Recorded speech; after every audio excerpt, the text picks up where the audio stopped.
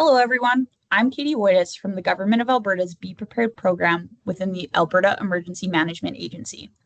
Welcome to the third video of the In It Together series for Emergency Preparedness Week 2026. This video is part 3 of a 5-part series from the Be Prepared program that will help you build practical steps towards making community connections that help increase your resilience to disruptions, emergencies, or even disasters. Emergency Preparedness Week, or EP Week, is a nationwide event coordinated by Public Safety Canada in partnership with provinces, territories, and other partners to encourage Canadians to become better prepared for emergencies. It's an annual event that takes place during the first full week of May, and in 2026, EP Week runs from May 3rd to May 9th. This year, Alberta is presenting a new theme titled In It Together, centered around the important preparedness behavior of making community connections. Our goal with this video series is to encourage more Albertans to take simple, proactive steps to build and use community connections as part of their emergency preparedness. We're in it together, before, during, and after emergencies. This is the third video of our In It Together series, and today we're focusing on learning who's in your community, what skills and interests they have, and how we can work together to be more resilient. Make sure you check out the other videos to learn steps 1 and 2. The rest of the series will continue highlighting steps to make community connections, including community connections during and after an emergency, and how we all have a role to play, but together we are more resilient. Making community connections is one of the many preparedness behaviors that the Be Prepared program promotes. But there are many different actions you can take to be more prepared. Hearing them all together can feel overwhelming, but the goal is to tackle preparedness in little by little, one step at a time. Preparedness is personal, so the steps you take will vary from those around you.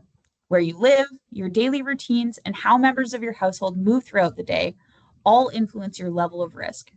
Considering these factors helps you make informed preparedness decisions. Preparedness means looking at everyone that's important to you, where they are, starting that discussion with them, and planning for both evacuating and sheltering in place together. It means making sure that you all have the pieces in place to make that plan work. And that could be as simple as swapping keys or writing down contacts. Preparedness isn't about being ready for the next big disaster. It's about making preparedness a part of your day, so you're able to navigate disruptions, big or small, when they occur. Preparedness is often associated as being a high-cost activity, but in reality, being unprepared is costlier.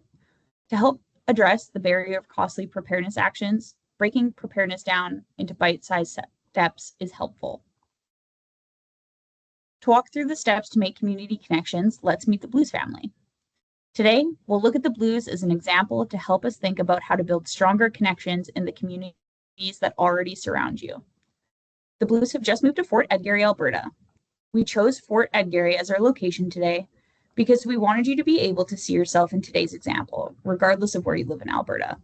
We're talking about any city or town because this applies to everyone. Bob and Brianna Blue are both in their 40s. They have 2 children, Bennett, 14, and B, who attend the local high school and elementary schools. Brianna's mom, Grandma Betty, lives across town in her own home, and they also have a beloved dog named Bluebell, who works from home. We'll use the Blues to help us understand what preparing through community connections can look like in everyday life. The Blues have been through an emergency before and have since learned through the Be Prepared program that there are different risk reduction behaviors or preparedness actions they can add to their routine over time to build resilience against disruptions big or small. They learned a lot during this experience and noticed a few challenges they had when the emergency occurred, including not having a contact list of folks nearby who could help Bluebell evacuate while they were out of the house, not knowing which community members could be around to check in on their house or grab supplies they need while the Blues are at work or school, and not feeling confident asking the people around them for help. From their own experience and from what they've learned through the Be Prepared program, they've learned there is a name for the gaps they experienced during the emergency. What Be Prepared likes to call making community connections, and they're not alone. The 2025 Preparedness Survey of Albertans taught them that only 12% of Albertans reported having a community support system, which got them thinking about what their community looks like and how they might work together during tough times. So far, they've worked through the first two steps. The Blues learned that community can take on many forms of social groups: neighbors, coworkers, faith groups, sports teams, or people connected by culture or shared interests. The Blues live in Picard Park and know they want to make better connections in the neighborhood, but they also identified other communities they're a part of or want to join. Bob is a wilderness expert and works in the forest on the outskirts of the Stocky Mountains. This mountain range borders Fort Edgarry, but is in a provincial park, which means in addition to being a Fort Edgarry community member, Bob's also a member of the provincial parks community because of where he works and recreates. He's also an avid cross-country skier in the winter and cyclist in the summer. Brianna's a nurse, has recently joined a book club, and loves rock climbing in the park with Bob and friends. Bennett plays hockey and has joined his school's outdoors club. Similarly, young Bee has joined her community theater drama program and plays soccer in the summer. These activities sometimes take them to different towns in Alberta for practices and for competitions. Together, they're members of their local sports and art communities and the carpool communities they participate in for their activities.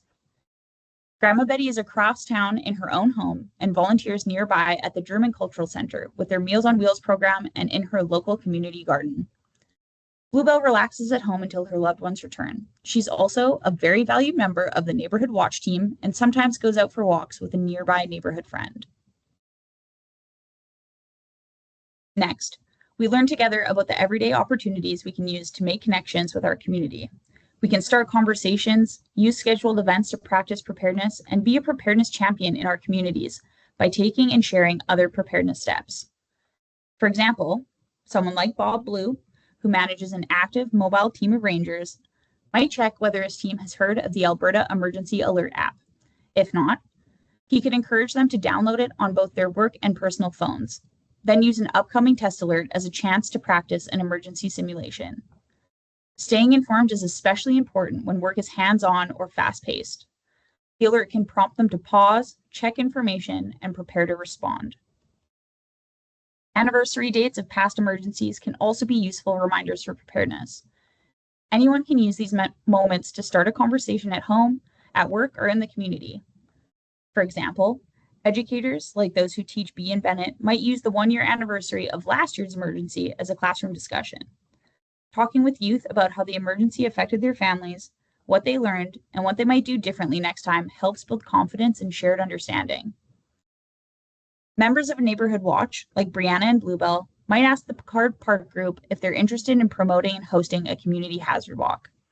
This gives neighbors a chance to identify local risks together and talk about ways to reduce them. Significant dates, such as daylight savings time, can also be used as reminders. These moments can be tied to simple activities like art projects with kids like Bia, or used as a prompt to update emergency supplies and kits. Knowing the strengths and weaknesses in your community and the role each person plays during an emergency can save lives. Meeting new people in your community isn't always easy, but when you experience a disruption, those around you are often the first to lend a hand. These people will share the recovery journey as you rebuild your lives and community together. When we get to know each other better, we can identify different ways we could help one another during a disruption. Take a moment to think about what you might want to know about the people around you, and what you or your household could offer to help your community stay safe during an emergency. Ways we could help could be as simple as checking in on each other at home, to owning a ladder, generator, or other item that could be helpful, to having a certain type of knowledge, like technical or specialized knowledge, first aid training, or otherwise. We should also consider challenges we might face the day of an event. Folks like Bob, who work in and out of town and in remote locations, might not be able to support or return to town during an event. Folks with people-facing jobs, like our nurse Brianna, might not be able to immediately leave their work to support loved ones or pets. Young people like Bennett or Bee might be out of town competing in games or tournaments, which might put them far from their loved ones. And so the question becomes, if not me, then who? Can I ask for support? And do they have the things they need, like house keys, for example, to make support possible? Just like the Blues, the people in our communities all have unique circumstances. They may have certain needs, skills, or tools that could come in handy when a disruption happens. If we work together to identify them beforehand, it helps build resilience and reduce stress when these incidents occur. This could look like ensuring colleagues at work get their first aid training recertified, and then sending out an updated email letting everyone know which staff have first aid training, exchanging numbers with new friends after a community hazard walk and creating a buddy system to check in on pets in the event they're suddenly called away from home, identifying folks who have special skills, like Grandma Betty at the German Cultural Center, who can translate updates from authorities and share preparedness tips for her newcomer friends who may need extra assistance. Identifying who may have a vehicle and spaces your household members frequent, and planning in advance so that those who don't drive, like B, Bennett, and Betty, have a planned ride if an evacuation were to occur while separated. Looking into what community organizations in your area may offer vital supports or services during an emergency. Think of community halls, humanitarian workforces, church groups, and other similar initiatives.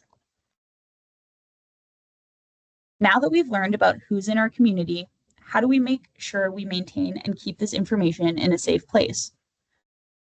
Depending on where you're at in your preparedness journey, there's a few options. Creating a community contact list and ensuring everyone has copies, printed and digital. Make sure the contact list is in an easy to access space in your household, like on the fridge, and that you do seasonal check-ins to ensure the information on the list is up to date and relevant. The contact list should include names, phone numbers, or other applicable contact information.